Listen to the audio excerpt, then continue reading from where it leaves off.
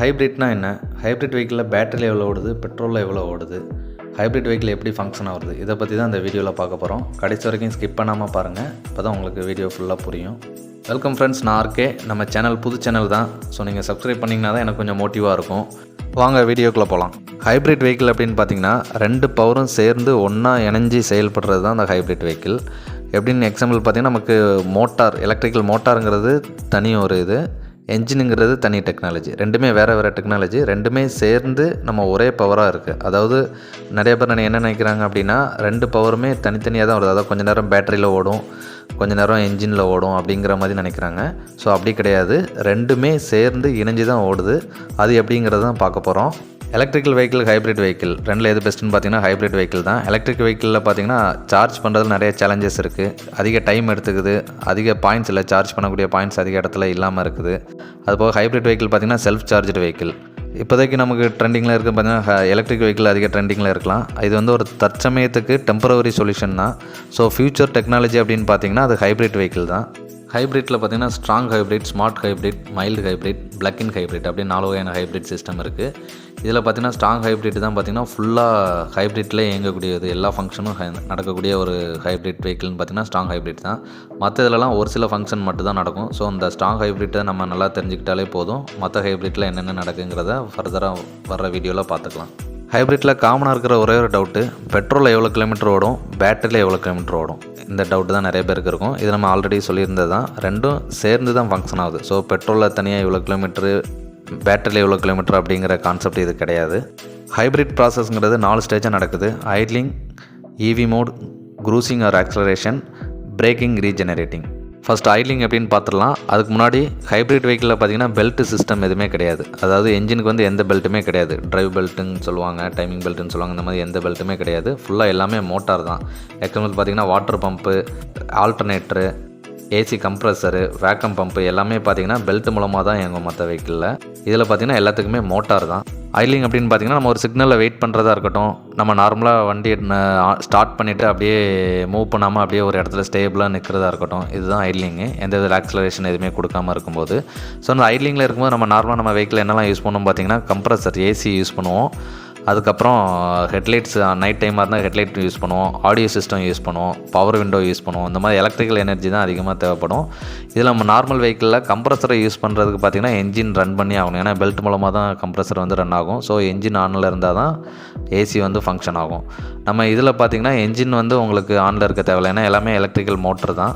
So பேட்டரியிலேருந்து நம்ம motor மூலமாகவே நம்ம இதாகும். ஸோ என்ஜின் இதில் வந்து ஸ்டார்ட் ஆகாது. ஒரு குறிப்பிட்ட டைமுக்கு மேலே, அதாவது ரொம்ப நேரமாக நீங்கள் இல்லைங்களே நிற்கிறீங்க அப்படின்னா, பேட்டரியில் சார்ஜ் கம்மியாகிடுச்சு, டவுன் ஆகிடுச்சிங்கிற பட்சத்தில் தான் பேட்டரியை சார்ஜ் பண்ணுறதுக்காக தான் என்ஜின் ரன் ஆகும். இவி மோட் அப்படின்னு பார்த்தீங்கன்னா ஃபுல்லாக எலக்ட்ரிக்கலில் ரன் ஆகக்கூடிய மோடு. இது பார்த்திங்கன்னா மினிமம் பேட்டரியோட சார்ஜிங் கெப்பாசிட்டி வந்து 40% மேலே இருக்கணும். அப்போ தான் இது ஃபங்க்ஷன் ஆகும். மேக்ஸிமம் இதோட ஸ்பீடு பார்த்திங்கன்னா 60 km ஸ்பீடு வரைக்கும் நம்ம பேட்டரியில் ரன் பண்ணிக்கலாம்.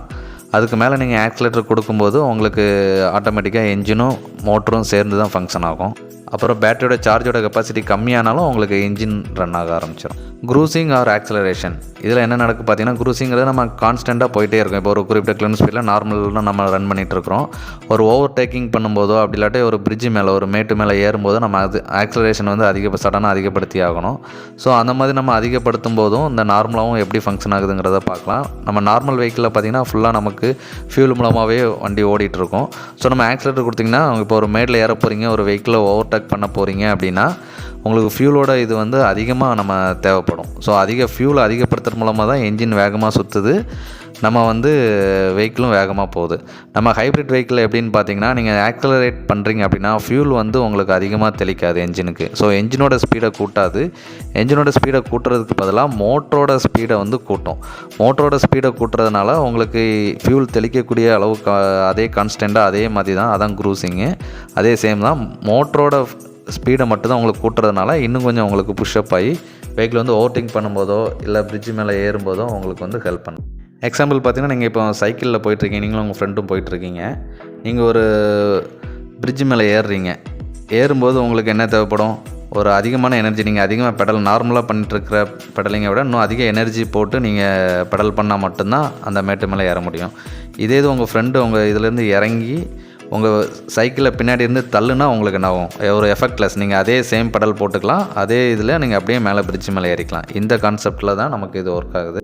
பிரேக்கிங் ரீஜெனரேட்டிங், இது வேற ஒன்றும் இல்லை, நம்ம ஹைப்ரிட் பேட்டரியை சார்ஜ் பண்ணக்கூடிய ஒரு சிஸ்டம் தான் இது. இது எந்த டைமில் சார்ஜ் பண்ணுங்கிறத பார்க்கலாம். இது வந்து பார்த்திங்கன்னா MG1 MG2 அப்படின்னு 2 மோட்ரு உண்டு. MGங்கிறது வேற ஒன்றும் இல்லை, மோட்ரு வித் ஜெனரேட்டர். மோட்டராகவும் ஒர்க் பண்ணும், ஜெனரேட்டராகவும் ஒர்க் பண்ணும். இது எந்த டைமில் மோட்டராக ஒர்க் பண்ணுது, எந்த டைமில் ஜெனரேட்டராக ஒர்க் பண்ணுங்கிறத நம்ம இன்னொரு வீடியோவில் தனியாக பார்க்கலாம். ஃபஸ்ட்டு இந்த சிஸ்டம் எப்படி ஃபங்க்ஷன் ஆகுதுங்கிறத இதில் பார்க்கலாம்.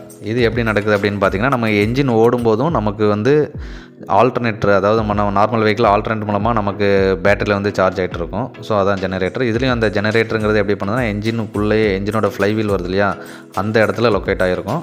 ஸோ அதிலேருந்து உங்களுக்கு என்ஜின் சுற்றும் போது இதுவும் உங்களுக்கு ஜெனரேட்டராக ஃபங்க்ஷன் ஆகுது. இந்த இதிலேருந்து கரண்ட் வந்து ஹைப்ரிட் பேட்டரியை வந்து உங்களுக்கு சார்ஜ் பண்ணுறதுக்கு உதவுது. அது போக இன்னொரு சோர்ஸ் மூலமாக வருது. இதுதான் மெயினான இம்பார்ட்டன்ட்குரியது. இது என்னென்னு பார்த்தீங்கன்னா, நம்ம வீல்லேருந்து வரக்கூடிய பவரை வந்து உங்களுக்கு ஜெனரேட்டர் ஆகுது. இது எந்த மாதிரி டைம்லலாம் ஆகுது அப்படின்னு பார்த்தீங்கன்னா, உங்களுக்கு நீங்கள் டீஆக்சிலரேஷன், அதாவது ஆக்சிலேட்டர் பெடல்லேருந்து காலை எடுத்தாலும் இந்த ஃபங்க்ஷன் வந்து ஸ்டார்ட் ஆகிரும். அது போக பிரேக் அப்ளை பண்ணும்போது, அதான் நம்ம மேக்ஸிமம் நம்ம வண்டியை ஸ்லோ பண்ணும்போதோ இல்லைனா ஆக்சிலேட்டர் கொடுக்க தேவையில்லை அப்படிங்கிற ஒரு சிச்சுவேஷன் வரும்போது உங்களுக்கு வீல்லேருந்து வரக்கூடிய பவரை இந்த MG2ங்கிற மோட்ரு வந்து பார்த்திங்கன்னா உங்களுக்கு வந்து ஆல்டர்னேட்டராக மாறி, அதாவது ஜெனரேட்டராக மாறி உங்களுக்கு அதில் உள்ள கரண்ட்டை வந்து நமக்கு அதிலேருந்து உற்பத்தி பண்ணக்கூடிய கரண்ட்டை நம்ம பேட்டரிக்கு வந்து உங்களுக்கு சேவ் பண்ணுது. ஹைப்ரிட் ஃபங்க்ஷனை உங்களுக்கு ஷார்ட்டாக சொல்லியிருப்பேன். ஸோ இது நீங்கள் ஒரு சிலவங்க நிறைய வீடியோ பார்த்துட்டு வந்திருக்கலாம், இல்லை ஃபஸ்ட் டைம் கூட பார்த்துருக்கலாம் நீங்கள். ஸோ கண்டிப்பாக இதுக்கு முன்னாடி வேறு வீடியோ எதுவும் பார்த்துட்டு இதை பார்க்குறீங்க அப்படின்னா உங்களுக்கு கண்டிப்பாக நான் இதில் எக்ஸ்ட்ரா 2-3 பாயிண்ட் உங்களுக்கு கண்டிப்பாக புரிய வச்சுருப்பேங்கிற நம்பிக்கை எனக்கு இருக்குது.